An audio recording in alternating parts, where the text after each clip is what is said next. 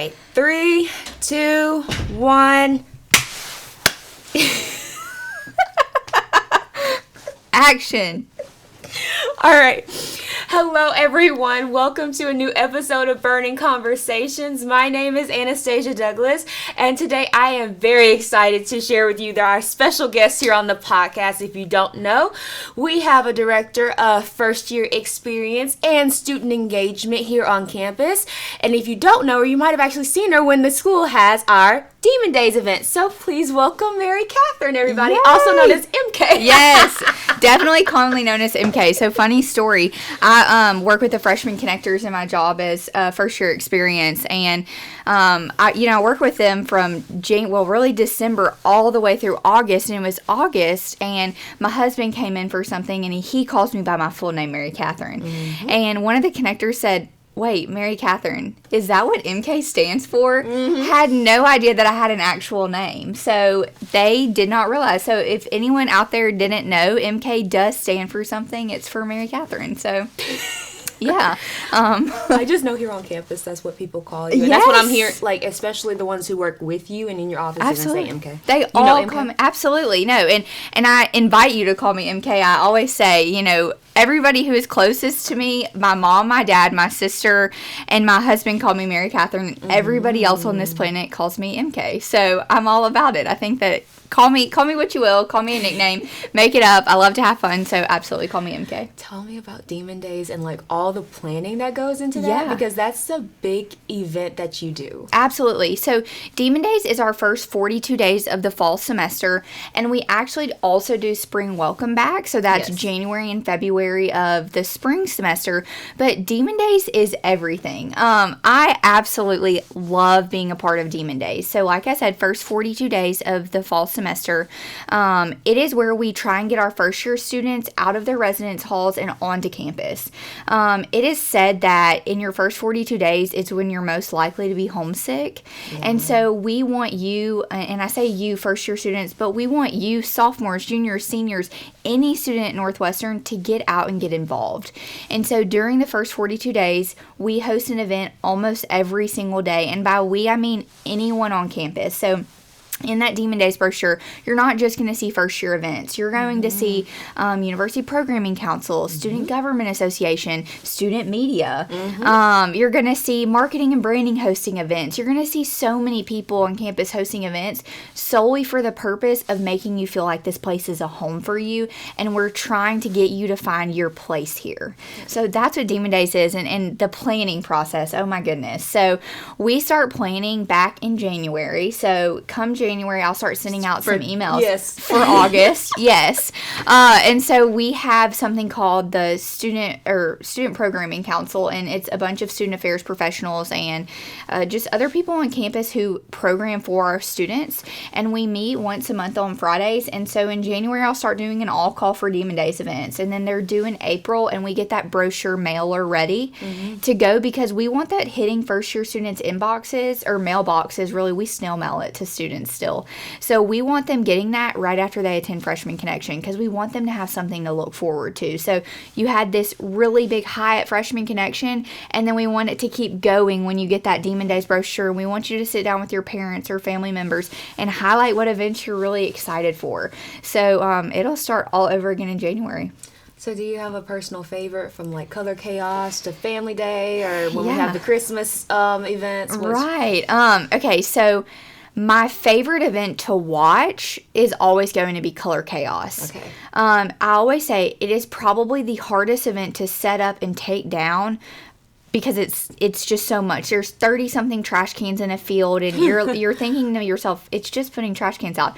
No, we actually have the fire department come out and fill those cans up so that they don't tump over whenever you stick your hands in. Then we double trash bag them. We double zip tie them. We do industrial trash bags that we have to order from the physical plant. And then we have to get special paint that isn't going to harm you in any way, that'll come out of clothes, out of hair, out of everything. And then we have to be be really strategic about what volunteers do we have in that field working with you as students. Are they ready? Do they understand? And then we have to have health services on call. We have to have an ambulance on call. We have to get sponsors for food. We have to have volunteers ready to set up tables. We have a water slide for it. We have a stage. We have a sound system. So it's all kinds of things to set up, but it is the best 30, 40 seconds to watch. Because when I say one and the paint just flies in the air, it is absolutely the coolest thing to experience and to watch. And so there are a lot of students who never see it from my perspective. And so then they become my graduate assistant or my intern their senior year or whatever else. And they're like, whoa, this is what it looks like. I'm like, yes, this is why I love to do it, to see the pure excitement on y'all's faces. But I think my favorite event to just be a part of is Myths and Legends. And I say that because you're on campus at 8 o'clock at night, 8 to 10 p.m. You're learning about what makes Northwestern. You get to watch a 30 for 30 from ESPN on the football field. You get to actually sit on Turpin Stadium's turf, which is really cool. And not a lot of students can say that they did that. So I love Myths and Legends, and I love Halloween. Halloween is one of my most favorite times on campus. So it's hard to say what's my favorite. Siesta Fiesta. Oh, my gosh. Oh, yes. One of my all-time favorites. I love to see our international students come out and share their culture with us and let us experience those things and teach us new things. So, oh, my gosh, it's hard to pick a favorite. So, how important is student engagement to you? And especially how important do you think it is to either, let's say, the freshman students, but also maybe students who might transfer too? Yeah. How important is it to just get them engaged, let them know, hey, you're not alone. Yes. It might seem like a big campus, but we're all a family. So. Absolutely. Student engagement, in my opinion, is the most important thing in a student's college journey. And any professor listening to this is probably saying, MK, whoa. But I say that because when a student's engaged, they're going to go to class. When a student feels like they have a home here, they're going to buy into the academic side of things. They're going to keep going to class. They're going to show up because they have a friend next to them. Yes. They find a home with their professor in terms of, hey, I can ask you if I need something, or I'm struggling and I just want to talk to someone. But they find that through student engagement. And so I think back to my own college experience, I didn't go to Northwestern, but sometimes I say on tours, and I mean this wholeheartedly, gosh, I really missed out on some things. I will say my undergraduate experience is one I would never trade. I do not regret any part of it. And I think that I chose the best place for me personally. But I look back, I'm like, oh my gosh, I wish I had Color Chaos. Or I wish that I had the first year experience that Northwestern students have. Freshman Connection. I mean, it's second to none. That experience for students' follies at Freshman Connection is incredible. And I know that I'm biased because I'm helping put on these events, but our volunteer programs are out of this world. So if a student comes to Northwestern and they want an engagement experience, it is hard to say I wasn't able to have one. Right. And I have a lot of conversations with first-year students and first-year students' parents saying, my student doesn't know how to get involved, or they're not, it's not checking the box of engagement that we thought. And so I'll sit down with them, and after 10 minutes, that student is leaving my office with 15 events that they can attend, 20,000 volunteer opportunities, just a way to make this place feel like home. And I always will say in meetings that if a student is saying that they're transferring because of their experience here, please let me talk to them first. Please let me show them that this experience that we have to offer is absolutely incomparable. I think that Northwestern is special, and it has something for everyone. You just have to find it. So let us help you find it. So what made you want to go into, first year experience and student engagement, especially since you did not attend here for undergraduate? Absolutely. So I'm from Natchitoches. Okay. I'm a Demon through and through. I'm a 5th generation Northwestern State Demon. Both of my parents went to college here, and my husband's family, it's rooted in us. But my students always laugh when I tell this story. I joke about it, but it's for real. I'm a law school dropout. Period, right? I, my whole life, thought that I wanted to be a lawyer. or a meteorologist or just something. I thought I dreamed really, really big. And I'm thrilled that I did, because it allowed me to realize this is where I needed to be. So I was in high school and I wanted to go out of state for college, and I did. And my parents told me, you have to meet certain things. You have to get the scholarships, score the ACT score, and all these things. So I did it. And I went out of state, graduated, and then I was employed by my sorority for a year, traveled with them for a year. And then COVID happened. So in March, I got taken off the road and I worked from home for a little while. And then it was time to go to law school. And I thought to myself, okay, I just had the best year of my life, the most transformative year of my life. I worked with students for a year and really worked in student engagement for a year. And then law school happened. I was there for one day, one singular day. And I realized, whoa, what have I done? I've made a really big mistake leaving the student affairs life. And so I walked down the stairs, because it was COVID, so school was online. I walked down the stairs to my dad, and I was sobbing. I said that I'm just not happy. This is not what I want to do. And he has always told my sister and I, you can do whatever you want to do in this world, but you have to have a plan. Yes. So if you want to go to the next phase, or you want to drop out of school, or you just have to do something. You have to go get a job. You have to have something lined up. His big thing is, we had to go to school, we had to graduate, and we had to have something ready. And so I value my dad for that, and I'm so thankful that he instilled that in my sister and I. So I said, what about student affairs? He was like, tell me more. And so he said, I want you to go meet with Dr. Danny Seymour. He worked in student affairs and higher ed here at Northwestern. And so the next morning I did. And the next morning I started classes at Northwestern in my master's. And so I did my master's here. Retha Cox texted me one day. How can you not love her? Love her. Texted me and said, I have this opportunity for you. I want you to keep this open, be open-minded. Meet me at Iberville Green. I was like, okay. And I knew of her because I'd grown up alongside her for a long time. But I didn't know much about her in any way. So I met her at Iberville Green, and she was Retha in her full form. She approached me with full energy, and she said, what if you were my GA? What if you were my graduate assistant in the first year experience, and I taught you everything there is to know about FYE? And I said, okay. But my one, pushback on her was, I don't want to be a GA for very long.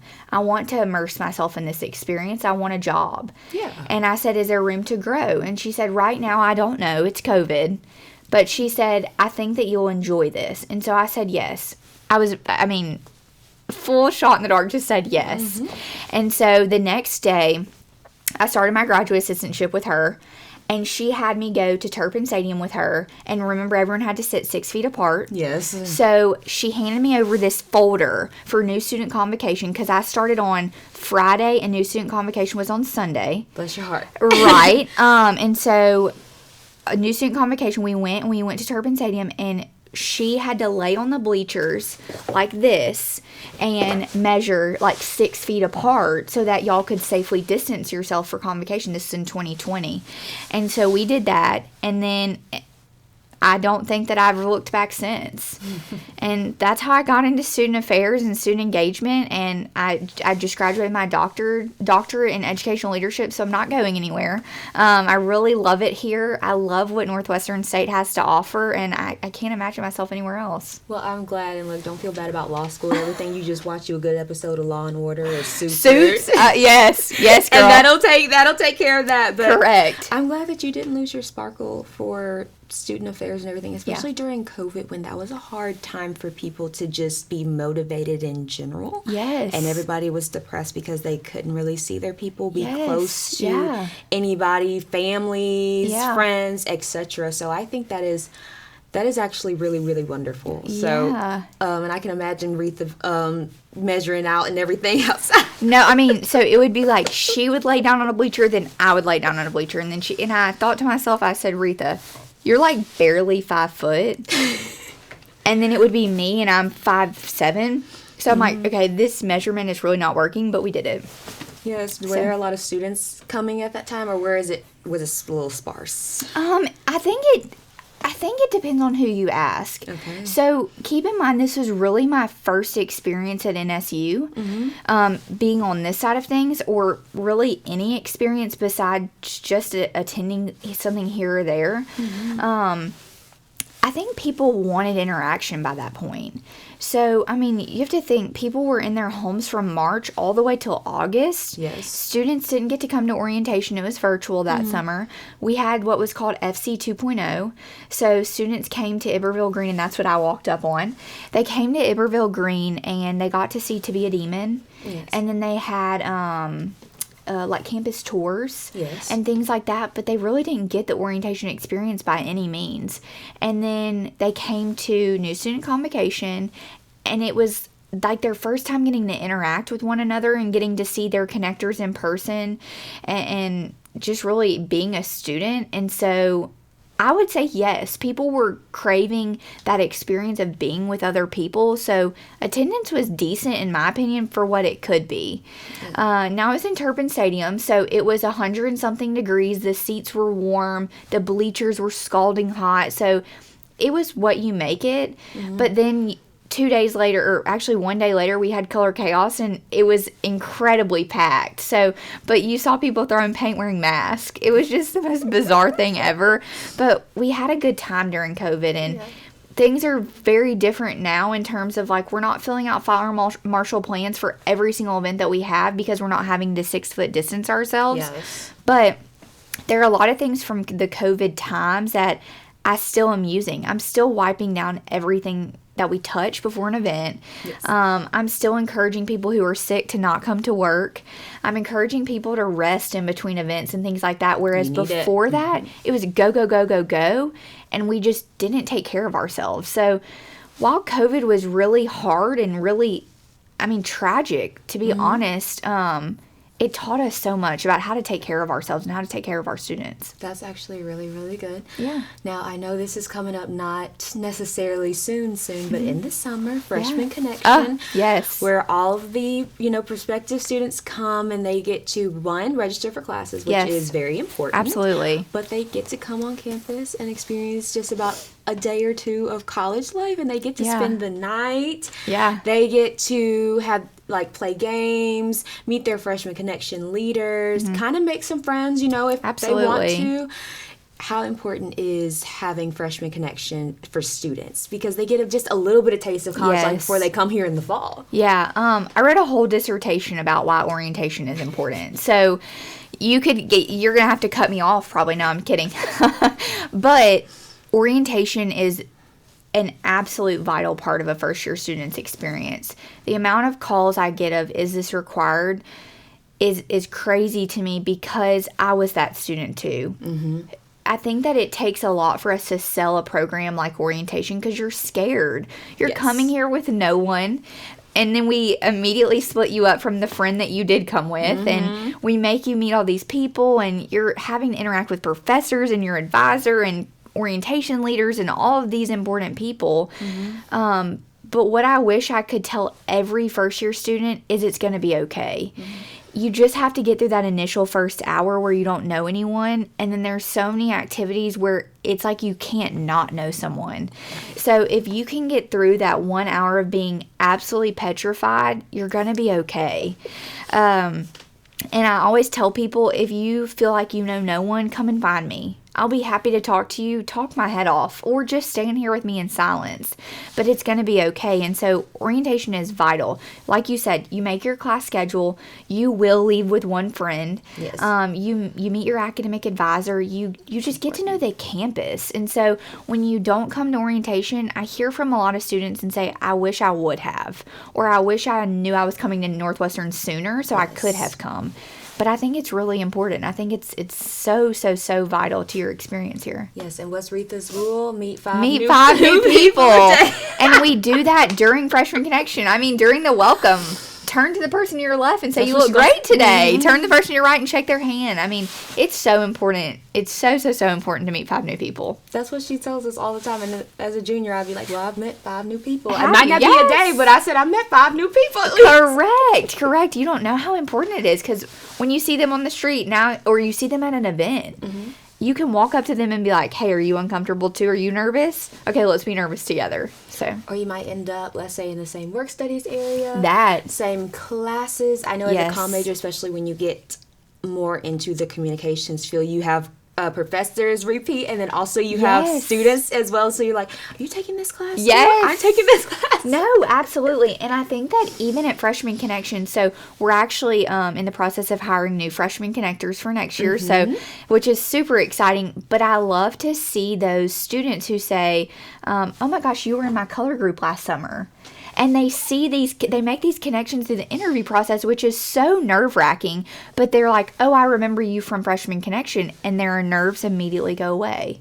So meeting 5 new people sounds so crazy at the time, but it can help you out so much. And I love that. And it kind of just, you never know who you're going to meet. You might meet your best friend, auntie, uncle to your children, or bridesmaid. You might meet a future husband. I mean, it's crazy. Yeah. So that's what I think that's very important. I like about college especially. So thank you, MK, for joining with me and talking with me. Thanks for having me. Yes, because I think this is important. People need to know about student engagement, who leads it, also that there is a purpose behind it, so they don't feel alone. Some people may not be far from home, and some people may be hours or states away from home. Or countries away, absolutely. They might be country, absolutely. Yeah. So they need to feel that welcomeness, that home vibe feeling, and let them know that they're here, and they have people here who care about them. Absolutely. We're a family, and we want everyone to feel a part of that family. What is it, when I first got here, Dr. Jones always had told us in,